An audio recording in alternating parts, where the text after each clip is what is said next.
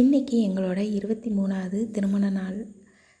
எப்படி 23 வருஷம் ஓடுச்சு அப்படின்ற மாதிரி நிஜமாகவே நான் ஒரு பிடிவாதக்காரி. அவர் என்னைய அட்ஜஸ்ட் பண்ணி கொண்டு போய் ஜெயிச்சிட்டோம்னு நினைக்கிறேன். ஏன்னா 23 வருஷம்ன்றது இப்போ சாதாரணம் கிடையாது. எல்லோரும் இப்போ மினுக்குன்னா அம்மா வீட்டில் போய் உட்காந்துக்கிருவாங்க. நானும் அப்படி இருந்தவதே.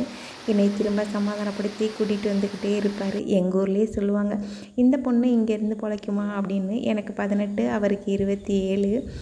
இந்த பொண்ணெல்லாம் இருக்காதுப்பா, மதுரையிலேருந்து கட்டிட்டு வந்திருக்கீங்க, இதெல்லாம் அவங்க அப்பா வீட்டுக்கு போயிடும் அப்படின்னு சொன்னாங்க. ஆனால் உண்மையிலே அட்ஜஸ்ட் பண்ணி ஒவ்வொரு தடவையும் நான் போகையில் அவர் கூட்டிகிட்டு வந்துடுவார்.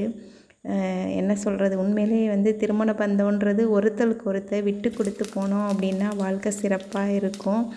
அந்த மாதிரி இந்த மனுஷனை பாராட்டியே ஆகணும். விட்டு கொடுத்து போவார். அவ்வளவு அன்பானவர், பண்பானவர்.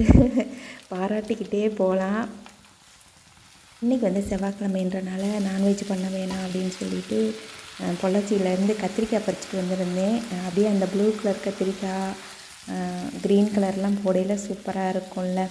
சரி, அப்படியே அவருக்கு கத்திரிக்காய்னா ரொம்ப பிடிக்கும். அதுலேயே பிரியாணி பண்ணால் எப்படி இருக்கும் அப்படின்ட்டு அப்படியே நான்வெஜ் மாதிரியே இருந்துச்சு. கிட்டத்தட்ட உண்மையிலேயே அவ்வளோ காரசாரமாக சூப்பராக பண்ணியிருந்தேன். அந்த மனுஷன் பாராட்டி தள்ளிட்டார். என்ன நீ எதில் பண்ணாலுமே ரொம்ப சூப்பராக பண்ணுறிய அப்படின்னு. லவ்வோடு சமைக்கையில் சுமாராக இருக்க சமையல் சூப்பராக தானங்க இருக்கும். அன்பை கலந்து சமைச்சோம் அப்படின்னா அந்த சமையல் ரொம்ப பிரமாதமாக தான் இருக்கும். அந்த மாதிரி தான் இருந்துச்சு. இன்றைக்கி 23 வகையான கூட்டு பொரியல் பண்ணலாம்னு நினச்சேன். பசங்க அங்கே இருந்தாங்க. நாங்கள் 2 பேர் தானே, அதனால் சிம்பிளாக பண்ணிக்கலான்ட்டு பிரியாணி பண்ணிவிட்டு 2 வகையான பொரியல் பண்ணியிருந்தேன். பாசிப்பருப்பு பாயசம் பண்ணியிருந்தேன். ரொம்பவும் சிம்பிளாக பண்ணியாச்சு. காலையிலே எந்திரிச்சு கோயிலுக்கு போகலாம்னு ஆசைதான். அவர் கூப்பிட்டாரு. ஆனால் இன்னும் எங்கள் மாமனார் இறந்து 3 மாதம் ஆகலை. அதனால் சரி வேண்டாம் அப்படின்ட்டு வீட்டிலையே சாமியை கும்பிட்டாச்சு. அப்படியே பிரியாணியுமே அப்படியே உதிரி உதிரியாக செம்ம டேஸ்ட்டாக வந்துருந்துச்சு.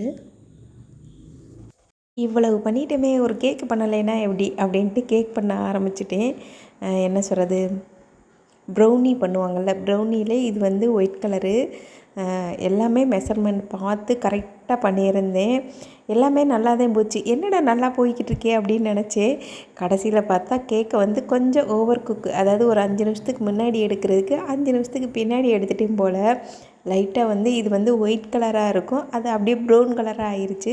ஆனால் டேஸ்ட்லாம் உண்மையிலே வேறு லெவலில் சொல்லலாம். ஏதாவது ஒன்று சொதப்பணும்ல, அதை இப்போ சொதப்பிட்டேன். இந்த வீடியோ உங்களுக்கு பிடிச்சிருக்குன்னு நினைக்கிறேன். பிடிச்சிருந்தா லைக் பண்ணுங்கள். நம்ம சேனலை புதுசாக பார்க்குறீங்க அப்படின்னா சப்ஸ்கிரைப் பண்ணிடுங்க.